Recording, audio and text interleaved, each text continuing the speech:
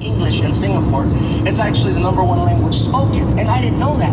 And some people are like, well, why would you go to Singapore to perform if you didn't know whether or not they understood you? Because the check was fat. Oh yeah. Oh yeah. And I'm a little poor. So yeah. The only thing with Singapore is that Singapore, the rules over there are very strict. Like many years ago, an American went over there and he was graffitiing on a wall. Okay, he tagged up a wall and they got him. And they don't give out tickets in Singapore. The penalty for that was they pulled him aside, took off his shirt, and they caned him with a stick. And there's no set number like, oh, you graffiti a wall with 2 letters, that's 4 licks. No, the guy hits you until he feels you've learned the lesson. It's like yeah, you guys. That's hardcore. If you're caught smuggling drugs into Singapore, the penalty is death. Which makes somebody like myself nervous when you travel with the people that you travel with.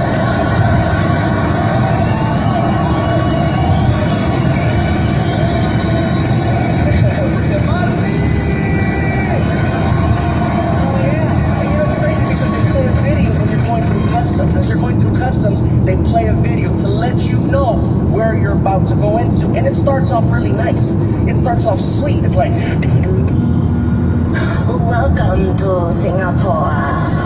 Singapore, very beautiful country. Very nice country. Very clean country. If you are caught smuggling drugs into our country, I stab you! I choke you!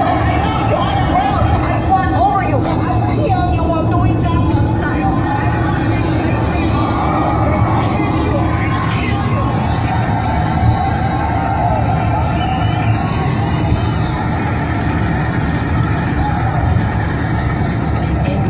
Singapore. From Singapore, we got to go up to London, England to do some shows, and it was pretty cool over there. Obviously, they spoke English. The only issues that I had in London, England, were that over there they drive on the opposite side of the street. And that is very, you know, that's kind of challenging for tourists, because when you're crossing the street, you're automatically conditioned to come out, look left, look right, look left again, and then you cross. And so when you're there, you have to retrain yourself, because you'll come out and you think you're cool. Look, there's no cars coming, let's go. Every other block is like the movie Final Destination. You know what I mean? And over there, they got double-decker buses. Those suckers are heavy. You get hit by one of those at 30 miles an hour. And at least if you get hit by a bus here on the island, you have so much of a chance. First of all, nobody's in a hurry. You get hit by a bus here and... Hey, bro. Walk it off.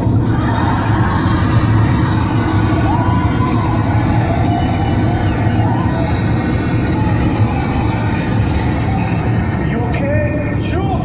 All right.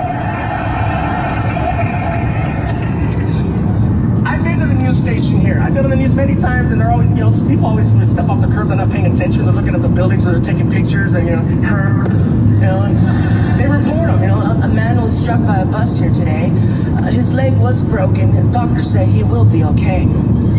London, England, getting hit by a double-decker bus going 30. A man exploded today when he was struck by a double-decker bus. We have video footage.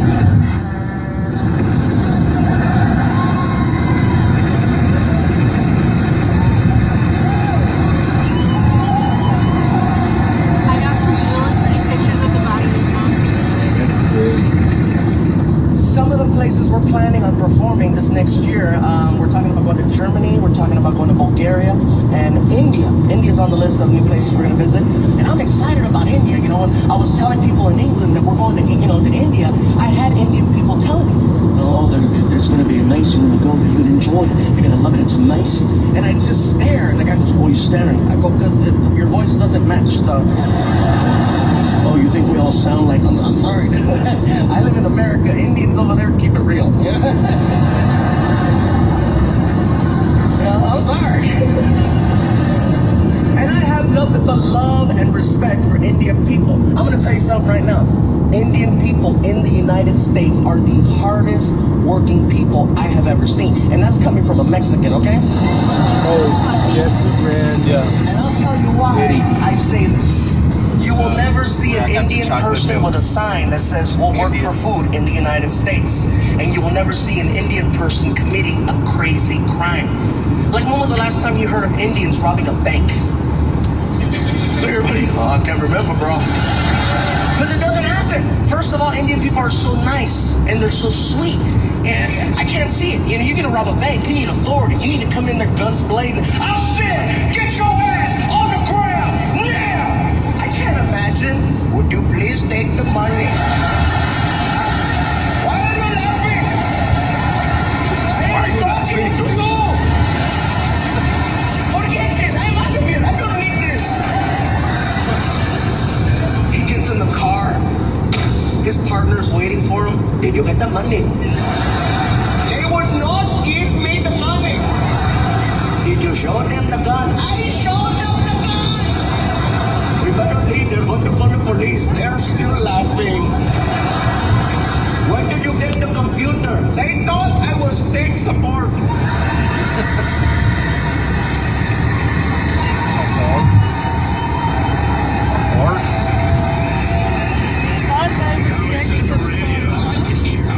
Stand-up comedy from Comedy Central's massive library.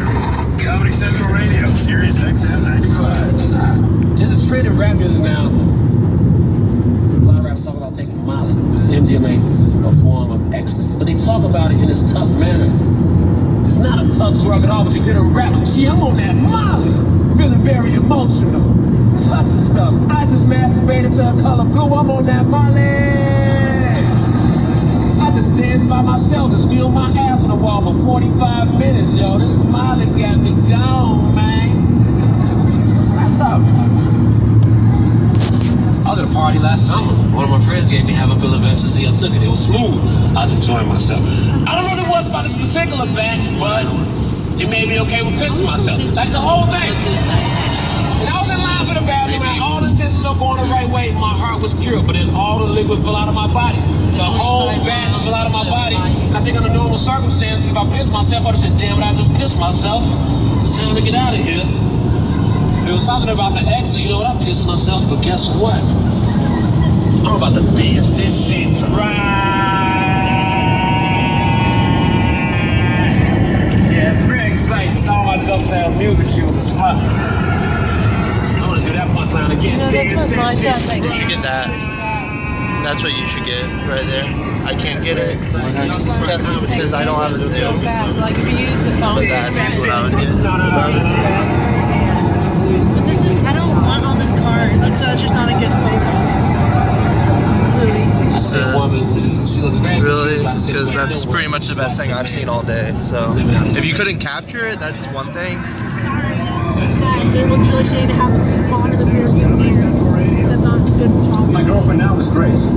My girlfriend now is almost perfect. And she hates that I tell rape jokes. Hates it. Says, Anthony, how can you make light of something as terrible as rape after I told you that I got raped in high school? And I said, maybe because I don't believe you.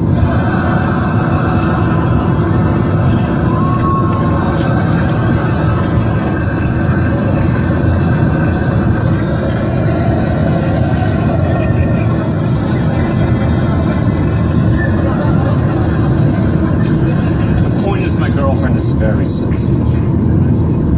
Like the other day, she got her hair cut. 2 inches trimmed off of her hair. And she came home, cried about that for 2 hours over a haircut. I couldn't believe it. Finally, I went to her. I said, baby, what are you so upset about? It's just a haircut. I'm the one that's got to find a new girlfriend. You took pictures of me sleeping. Chill. Why are you looking at my pictures, you asshole? Yeah, she got mad.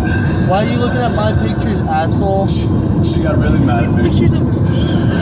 She got really mad a couple months ago because she had emailed. It's called invasion of privacy. Yeah, you're definitely not buying tonight. Which is a nice thing to do. But then I screwed up, and I accidentally forwarded that email.